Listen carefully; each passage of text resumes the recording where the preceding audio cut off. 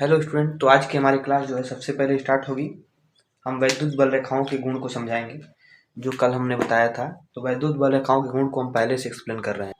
पहला जो होता है वैद्युत बल रेखाओं का गुण वो होता है कि वैद्युत बल रेखाएं जो होती है धन आवेश से प्रारंभ होकर ऋण आवेश पे समाप्त होती हैं। सब पहला जो गुण है वैद्युत बल रेखाओं का कि ये धन आवेश से चलती हैं और ऋण आवेश पर क्या होती हैं, समाप्त होती हैं। ये होता है। दूसरा जो है इसका गुण, दूसरा गुण है कि वैद्युत बल रेखाएं पर अगर हम कोई स्पर्शी खींच रहे हैं, टेंजेंट खींच रहे हैं, तो वह उस बिंदु पर वैद्युत क्षेत्र की तीव्रता की दिशा बताता है। दूसरा कंडीशन है, अर्थात यदि हम किसी वैद्युत बल रेखाओं पर स्पर्शी खींचेंगे तो वह उस पर वैद्युत क्षेत्र की दिशा या धनावेश पर लगने वाले बल की दिशा बताएगा। तीसरा है कि वैद्युत बल रेखाएं एक दूसरे को काट नहीं सकती हैं, क्योंकि अगर काटेंगी तो कटान बिंदु पर दो स्पर्शियाँ खींच सकते हैं, जो कि असंभव है, क्योंकि दो स्पर्शियाँ दो अलग अलग दिशा बताएगा और किसी भी एक चीज की केवल एक ही दिशा हो सकती है, दो दिशा नहीं हो सकती है। तो कभी भी दो बल रेखाएं, विद्युत बल रेखाएं एक दूसरे को इंटरसेक्ट नहीं कर सकती है, काट नहीं सकती है। उस यानी अगर दो विद्युत बल रेखाएं काटेंगी तो कटान बिंदु पर दो स्पर्शी खींच सकते हैं और वो दोनों अलग अलग दिशा बताएगा, जो कि असंभव है। चौथा है कि समांतर बल रेखाएं एक समान वैद्युत क्षेत्र को प्रदर्शित करती हैं, एक समान वैद्युत क्षेत्र को, और असमांतर बल रेखाएं असमान वैद्युत क्षेत्र को प्रकट करती हैं। पांचवा में जो है कि वैद्युत क्षेत्र रेखाएं बंद वक्र तथा खुले वक्र दोनों रूप में होती हैं, और यही अंतर है वैद्युत बल रेखाओं और चुंबकीय बल रेखाओं में। चुंबकीय बल रेखाओं केवल बंद वक्र जैसे यह है के रूप में होती हैं, खुले वक्र के रूप में नहीं होती। अब देखिए, धन आवेश के कारण जो बल रेखाएं होती हैं वो खुले वक्र के रूप में होती हैं, वक्र नहीं, खुले वक्र के रूप में केवल होती हैं। सिंपल सी बात है। तो पांचों का हम फिर से एक बार समराइज कर देते हैं। आप लोग इसका क्या कीजिएगा, नोट्स बना लीजिएगा। पांचों बहुत ही इम्पोर्टेंट है, एग्जाम में आते हैं, जिसमें से एक वो जो है दोनों बल रेखाएं दूसरे को काटती क्यों नहीं है। ये हर साल किसी भी बोर्ड एग्जाम में आता है, क्योंकि हमने आपको रीजन बता दिया है। अगर वो दोनों काटती हैं तो उस पर दो स्पर्शी खींच सकते हैं, जो कि क्या है, दो दिशा बताएगा, जो कि असंभव है। बस इतना ही है, अब लिख लीजिएगा इसको।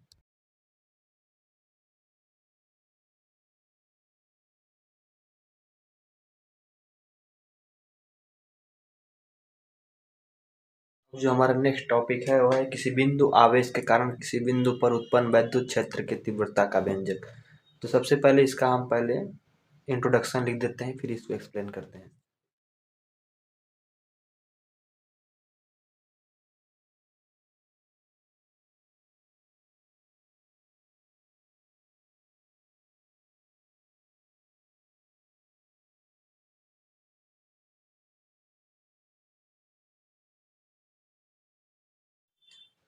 तो माना कोई बिंदु आवेश प्लस क्यू जो है के परावैद्युतांक वाले माध्यम में बिंदुओं पर रखा गया है, और इससे आर दूरी पर हमारा कोई बिंदु पी है, जहां पर हमको क्या निकालना है, वैद्युत क्षेत्र की तीव्रता निकालना है।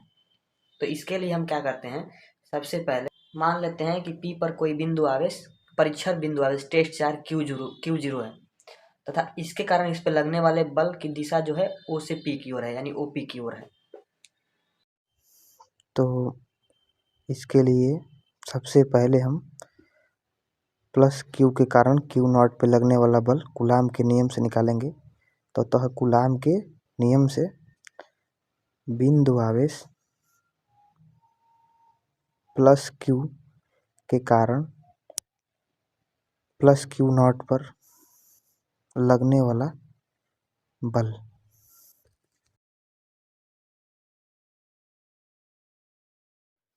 तो ये कितना होगा, हम क्यू से क्यू नॉट पर लगने वाला बल निकाल रहे हैं जो आर दूरी पर है।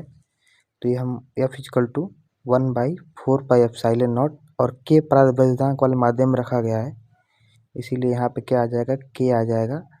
और Q1 Q2 upon are square होता है, तो Q1 की जगह पे है Q और Q2 जगह पे है Q नॉट, और डिस्टेंस कितना है R, तो R का स्क्वायर हो गया। तो यही बल लगेगा, तथा इसकी दिशा जो होगी वो O से P की ओर होगी, अर्थात OP की ओर होगी। अब चूंकि हमको वैद्युत क्षेत्र की तीव्रता निकालना है, तो उसका फार्मूला क्या होता है, E=F/Q0। तो F की वैल्यू हम पुट कर देंगे 1/4 ऊपर वाली, 1/4 एप्सिलॉन नॉट Q के Q1 Q2 अपन R² और Q0 से Q0 कट जाएगा, तो क्या हमारा बचा फार्मूला 1/4 एप्सिलॉन नॉट के Q/R²। यही हमारा है किसी बिंदु आवेश के कारण विद्युत क्षेत्र की तीव्रता किसी बिंदु पर, जिसका मात्रक क्या होगा, न्यूटन पर कूलाम होता है। इसकी दिशा जो होगी वह क्या होगी, O से P की ओर होगी, चूँकि ये धन आवेश था। परंतु अगर ये हमारा क्या होता, ऋण आवेश होता, तो इसकी दिशा क्या होती, इसके विपरीत होती, जैसा कि हमने पहले ही बताया था। तो अगर ये क्या होता, ऋण आवेश होता, तो इसकी दिशा क्या होती, P से O की ओर होती। बस यही चीज़ है। अब हम पढ़ेंगे किसी विद्युत आवेशों के समुदाय के कारण विद्युत क्षेत्र की तीव्रता। तो ये हमारा है, तो हमने मान लिया प्लस Q1 Q2 Q3 कई आवेश मिलकर बना है, जिसमें Qn है, और इससे उस बिंदु पर P स्थित है, जहाँ पर हमको इस पूरे समुदाय के कारण विद्युत क्षेत्र की तीव्रता ज्ञात करनी है। तो सिंपल ये होता है, सदिश योग के क्या होता है, बराबर होता है। किसी बिंदु आवेश के कारण जो होता है, उनके योग के क्या होता है, बराबर होता है। अब सबकी वैल्यू भी पुट कर सकते हैं, तो Q1/R², Q2/R² हो जाएगा, बाकी डॉट डॉट डॉट हो जाएगा, और इसका वैल्यू रखेंगे तो ये हो जाएगा कि Qn/R²। अब हमारी जो नेक्स्ट टॉपिक है वो वैद्युत द्विध्रुव के बारे में है, कि वैद्युत द्विध्रुव क्या होता है। वैद्युत द्विध्रुव इलेक्ट्रिक डाइपोल के बारे में हमको पढ़ना है। तो सबसे पहले वैद्युत द्विध्रुव जानेंगे क्या होता है, जिसको इंग्लिश में हम क्या कहते हैं, इलेक्ट्रिक डाइपोल भी कहते हैं वैद्युत द्विध्रुव को। तो वैद्युत द्विध्रुव क्या होता है, दो द्वि मतलब दो, ध्रुव मतलब ध्रुव, द्वि मतलब दो, ध्रुव मतलब, डाई मतलब भी दो होता है, पोल मतलब जानते हैं। तो एक ऐसा निकाय होता है जिसमें दो बराबर परंतु विपरीत आवेश होते हैं, और जो सूक्ष्म दूरी पर रखे होते हैं। तो दो समान परंतु विपरीत आवेश होते हैं, और जो होते हैं वो बहुत ही अल्प दूरी पर क्या किया जाता है, उसको रखा जाता है। समान के जगह पे हम बराबर भी लिख सकते हैं। तो अल्प दूरी कितना होता है, 2L होता है। अल्प दूरी कितना होता है, 2L। इनके बीच की दूरी कितनी होती है, 2L माना जाता है। तो यही होता है वैद्युत द्विध्रुव। एग्जाम्पल में देखेंगे तो इसका Cl जो है वह एक वैद्युत द्विध्रुव का एग्जाम्पल है। CH4 भी है, CO2 भी है, H2O भी है, NH3 भी है। ये सब एग्जाम्पल जो हैं सब किसके हैं, सब वैद्युत द्विध्रुव के हैं सब। तो यही होता है इसका डेफिनेशन। अब हम देखेंगे वैद्युत द्विध्रुव आघूर्ण क्या होता है। तो इन दोनों आवेशों में से कोई एक आवेश तथा इनके बीच की दूरी के गुणनफल को हम क्या कहते हैं, वैद्युत द्विध्रुव आघूर्ण कहते हैं। अर्थात किसी एक आवेश, वैद्युत द्विध्रुव के किसी एक आवेश तथा, पहले लिख लेते हैं फिर इसको समझाएंगे। द्विध्रुव के दोनों आवेशों में से कोई एक आवेश तथा उन दोनों आवेशों के बीच की दूरी के गुणनफल को क्या कहते हैं, वैद्युत द्विध्रुव कहते हैं। इसे Q से प्रदर्शित करते हैं, और एक सदिश राशि है, इसका मात्रक कूलामीटर होता है, और इसकी बीमा जो होती है LTA होता है इसकी बीमा। फार्मूला जो है P = 2QL होता है इसका। तो यही हमारा है। नेक्स्ट टॉपिक अगले लेक्चर।